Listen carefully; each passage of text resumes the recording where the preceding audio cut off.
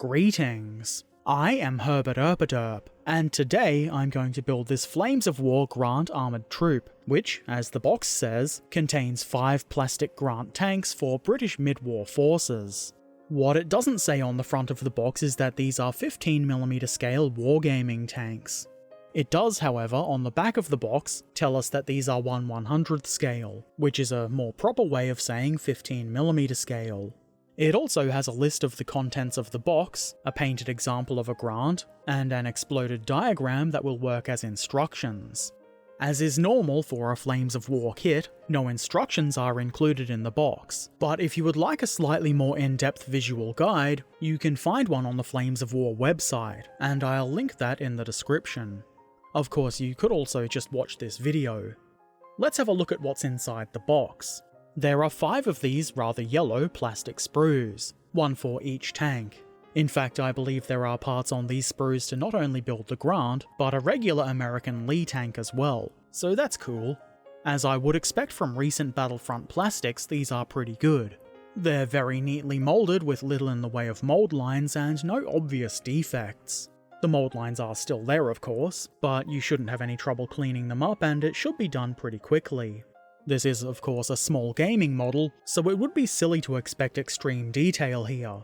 I probably don't really need to go into depth as to why a 100th scale model designed to be handled would have some omission of detail. That said, the detail is still rather good and quite crisp. There's a lot of good rivet detail around a variety of parts, and that should help make things interesting when it comes time to paint the model. On the gaming table, this model should very nicely represent the M3 Grant, or the Lee if you choose to build it that way. Alongside the tank sprues, there's a sprue of commanders in what I think is a much more pleasing to the eye grey colour. These are generic British commanders and I'm pretty sure we've seen these before, probably a few times. The sprue is marked 2014 and that was quite a while ago. Either way, I'm entertained by the one with his arms folded who looks as though he's pouting a bit. The plastic is very good, but that's not all that comes in the box.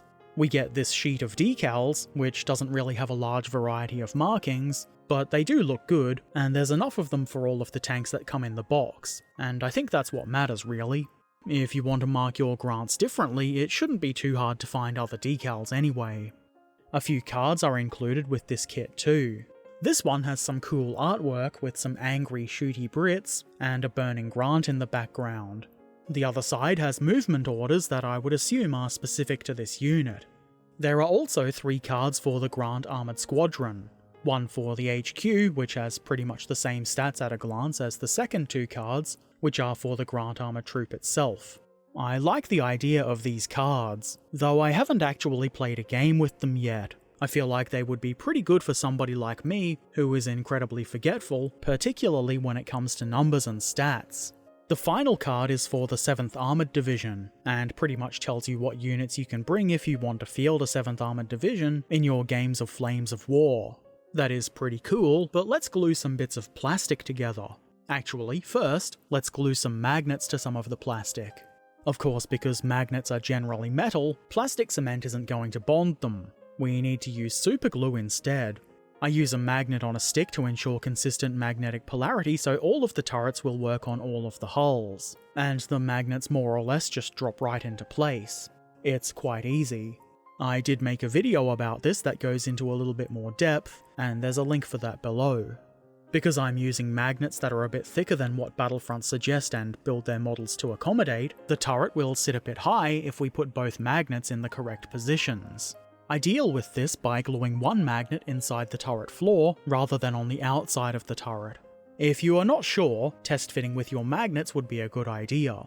Also, for those interested, the magnets I've used have a diameter of 4.75mm and are 1.5mm thick. Now to start the actual assembly. I decided that gluing the tracks on would be a fine way to begin. There are guide pins and matching sockets to help you get these on nice and neatly, and to avoid accidentally putting the tracks on the wrong side of the hull. You don't want that, I would assume. The instructions on the Flames of War website suggest adding the rear plate and transmission casing first, but I don't suppose it really matters which way you do it. It isn't like we need the tracks to help align the front and rear parts, because they align themselves with keying. And why not install those parts now? I add the rear plate and it goes into place nice and easily. You can probably see that there's keying in there to prevent side-to-side movement.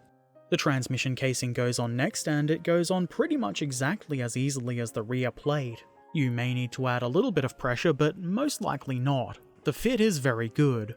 The next thing I added is the skirt things. These are pretty easy to get into place, though when I built these on stream I was told that it was easier to add them when the upper and lower hull parts had been joined together. I did build one that way, though I seem to have forgotten to film it. However, I would say that it's about the same whichever way you choose to put them on. Joining the upper and lower hull parts together did seem like a good idea though, so that's what I did next. Unsurprisingly, it's a fairly good fit, though there is a little bit of a gap at the rear. Applying some extra glue and a little bit of pressure here was how I alleviated the problem.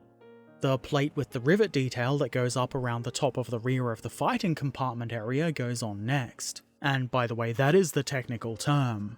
This needed a little bit of pressure to sit in place nicely, and there is a little bit of a gap along the top, but I don't think it's such a bad thing. It can probably be explained away as gaps between the armor plates. It is riveted construction after all. The main gun comes next, and there are two main guns on the sprues, and I suppose if you really wanted you could magnetize these, though it seems a bit fiddly for me, so I glued them in place. For the Grant, the shorter gun is the one you want. This is highlighted in the instructions on the Flames of War site. The longer gun is for the Lee. I did build a hull with that gun, and I'm sure it's going to upset somebody because I didn't build the Lee turret to go with it. Either way, the gun is simple enough to install, and then the top of the casemate can be glued on to hold it all in place. I think if you wanted, you could actually leave the gun unglued and have it move side to side, but I do prefer having it all bonded together. Next, I install the stowage boxes on the engine deck. These are shaped so that they fit with the slope of the engine deck.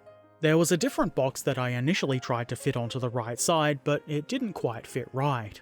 The correct part is the one with the axe molded on top of it, and with that, the hull is completed.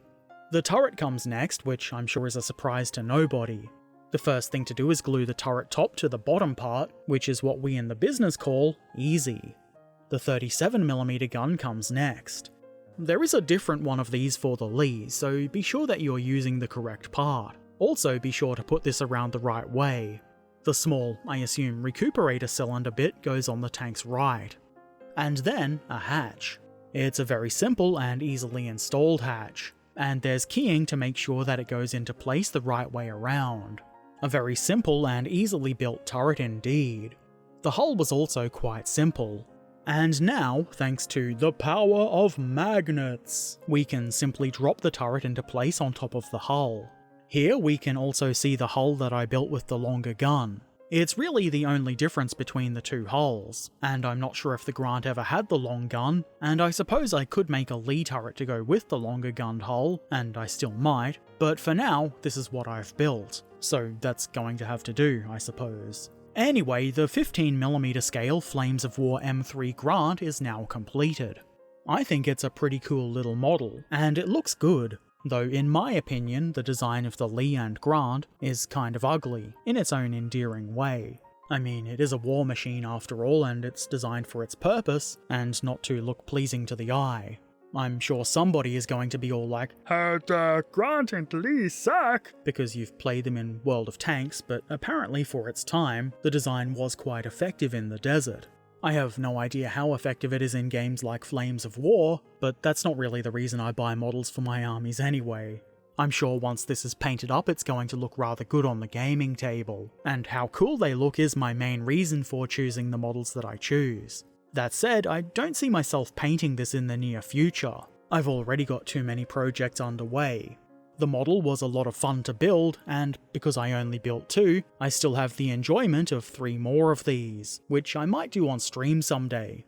The build was rather quick to do, and I was able to get 2 of these tanks built in a single stream, though as wargaming kits usually are, I would say that this has been designed to be quick and easy to build. I don't know if they're designed to be fun to build, but it was. I do appreciate that, while it's not really advertised as such, you can build both Lees and Grants with this kit, and if you wanted to get fancy, you could magnetize the main gun so as to more accurately represent either the Grant or the Lee on the gaming table. It seems like a bit too much effort to me, though magnetizing the turrets is quite easy, so that's enough for me. Of course, if you've painted it British, it isn't going to be that convincing as an American Lee, but it would be good enough for a game with most people. I personally wouldn't care if a Grant was proxied as a Lee or vice versa, with the wrong turret or paint job. I wouldn't play with anybody so pedantic as to get all butt blasted by that sort of thing anyway. I think maybe I'm waffling now.